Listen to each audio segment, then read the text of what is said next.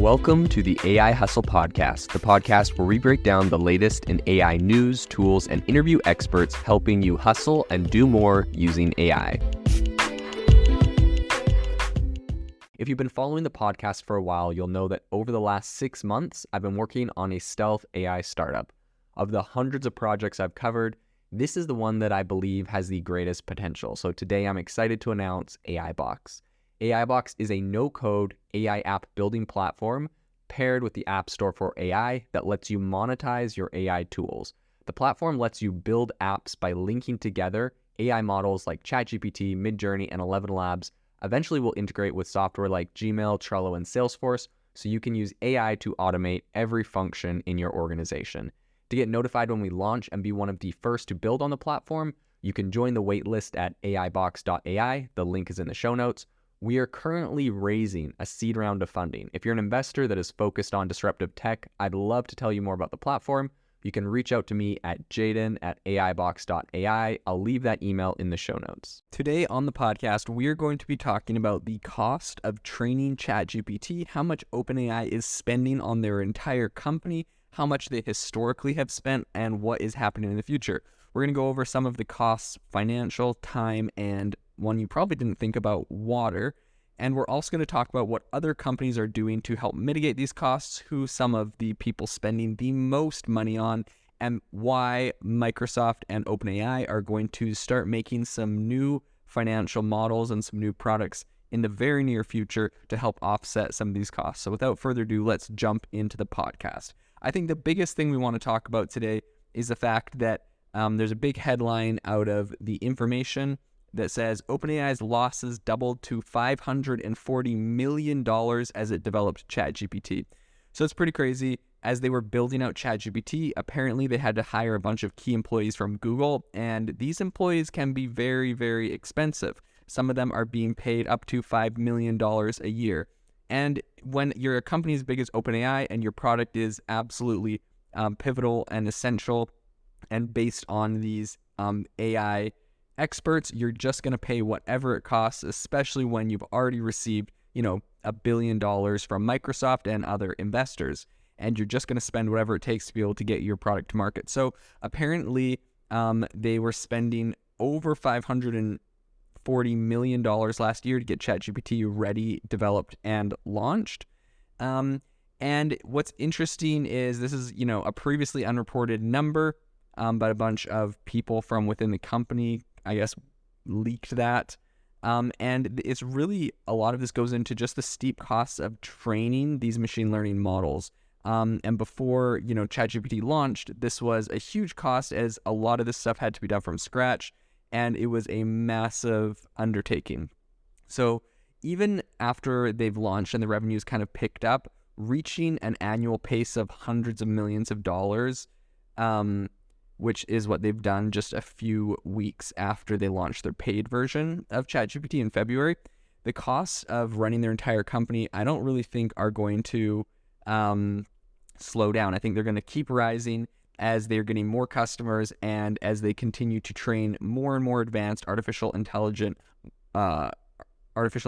models. And this technology is obviously rapidly developing, and they are the ones that are paying for it and having to stay really on top of it. So their CEO, Sam Altman, he privately suggested that OpenAI may try to raise as much as $100 billion in the coming years. That is absolutely insane. So far, their biggest checks that have been written to them, Elon wrote some pretty big multi-million-dollar checks at the very beginning. Some say of $100 million. Microsoft gave them $1 billion, and then most recently Microsoft gave them another $10 billion, which brings Microsoft up to about a 50% owner of the company. And so the fact that they're looking at raising 10x up to $100 billion in the coming years, I think really just speaks to the fact that they think it's going to cost a lot more to continue to develop these capabilities. As you can see, they need to spend a lot of money on image. They have DALL-E 2, but it's getting, pretty soundly beaten by Midjourney at the moment. One can only assume that they're going to be getting more into audio and more into video in the future. And so as they kind of start looking at everything they want to do, this is going to get incredibly expensive. So very interesting. They might be looking to spend or looking to raise $100 billion. I think this is pretty important because right now we have a lot of other people creating these kind of AI models. We have Google working on Bard. We have Bloomberg. And recently, Bloomberg said that they used 1.3 million hours of GPU time to help build their Bloomberg GPT large language model.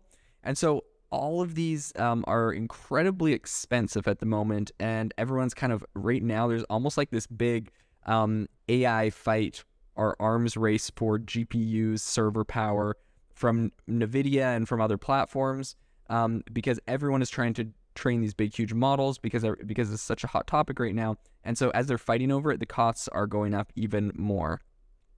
I think in addition, another cost that we really have to factor into all of this on top of just the training and the talent that ChatGPT historically and OpenAI historically spent is the fact that people trying to train new models are going to have to start spending more on the data. ChatGPT kind of got under the radar because they were going to be an open source platform. They had the keys to the kingdom when it came to Twitter and APIs to a ton of different companies, Reddit included, that just allowed them to use the data for free. And now that everyone is starting to monetize these platforms, companies like Stack Overflow and Reddit have both said that if you would like to use their data, you have to now pay them. So ChatGPT may have gotten in at a time when they were getting this kind of content on the cheap, and it's left to be said if companies are going to retroactively make OpenAI pay for some of the data that they previously trained on. One other area that not a lot of people think about when they think about the costs of training these models is the water required. So a recent round of research just came out saying that training ChatGPT required enough water to fill a nuclear reactor's cooling tower. I think it's really important to know that in this new research, they said that GPT-3 alone, so that's before GPT 3.5 and GPT-4, consumed about 185,000 gallons or 700,000 liters of water. And so that's an average of every single conversation that someone is having with ChatGPT is equivalent of them dumping out a large bottle of fresh water onto the ground. So the people in the study obviously are emphasizing the environmental concerns with this, talking about the historic droughts that the US is facing right now, and the fact that companies like Google training Google Bard right now have all of their servers and cloud facilities in states like Texas that are, even more prone to drought, and it actually requires more water because there's more evaporation. I think in this study, they specifically focused not on water that was recycled, because these servers, right, they recycle water through them to help cool them down, but specifically water that was, evaporated or lost. And while I do think it is important to look at, especially when we're looking at droughts and, cycling or using water from local rivers and streams, I do think that this is probably less of an issue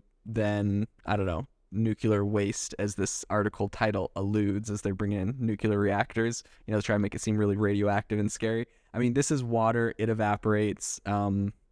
I don't know what else to say about it. I think we're all going to survive, although it is an interesting thing to keep an eye on as, more and more AI models come out and they all need more water to make sure that, we're using that and scaling that in a responsible manner.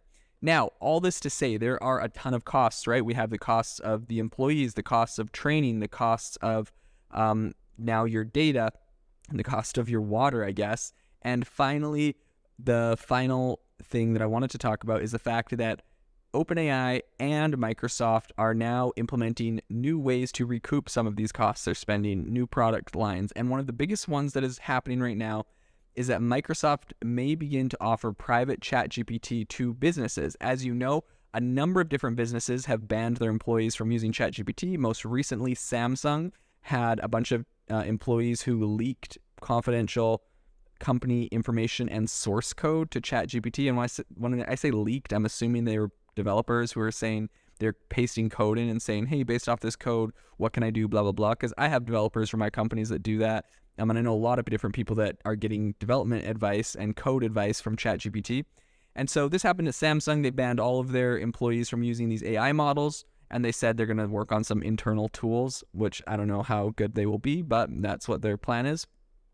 So because of that, companies, Microsoft specifically, and in Microsoft's, because they invested $10 billion into OpenAI, they got a special deal where they are allowed to resell OpenAI's products. And so you see that with Bing, and you see that with a lot of their other products are incorporating it. But specifically, they're literally allowed to resell ChatGPT to companies privately. So a company would be able to go and buy a special version of ChatGPT on exclusive servers that are completely cut off. None of the data that goes into it will ever be used for anything. It's all on the company's specific account, and it won't ever be incorporated into any future training data. Now, the fact that they're doing this also makes you think that what you're currently telling ChatGPT, if you're not on this plan, is being used for the training data, but that's another conversation. ChatGPT and OpenAI also have hinted that they will be launching a similar product to this in the near future. So I think between Microsoft and OpenAI, this is going to be a new way that they're trying to recoup some of their costs and making money back from this, as companies like Verizon, Chase, Citigroup, and Goldman Sachs all took similar steps at banning their companies from really using these AI models for fear of leaking private or sensitive information. And so I think that once these companies that have banned it, these pretty big companies, are able to let their employees use it, there's going to be a massive boom in the consumption of these products. It's going to make a lot of money for OpenAI, and it's also going to add a lot of innovation and I believe a lot of automation for these companies that are allowing their employees to now start using it. This is going to be a really interesting area to watch. If you liked the podcast today, make sure to subscribe to our newsletter. There's a link in the description. Make sure to download the Self-Pause AI Life Coach app. Absolutely amazing for helping you get whatever you're trying to get done, accomplished, focusing on your goals. And also make sure to join us on our Facebook group. We talk all the time about what is happening in AI. It's a really awesome conversation that a lot of people are having. A lot of amazing insights are shared. We'd love to see you there. Thanks so much for listening to the podcast. And as always, have a great rest of your day. If you are looking for an innovative and creative community of people using ChatGPT, you need to join our ChatGPT creators community. I'll drop a link in the description to this podcast. We'd love to see you there, where we share tips and tricks of what is working in ChatGPT. It's a lot easier than a podcast, as you can see screenshots, you can share and comment on things that are currently working. So if this sounds interesting to you, check out the link in the comment. We'd love to have you in the community.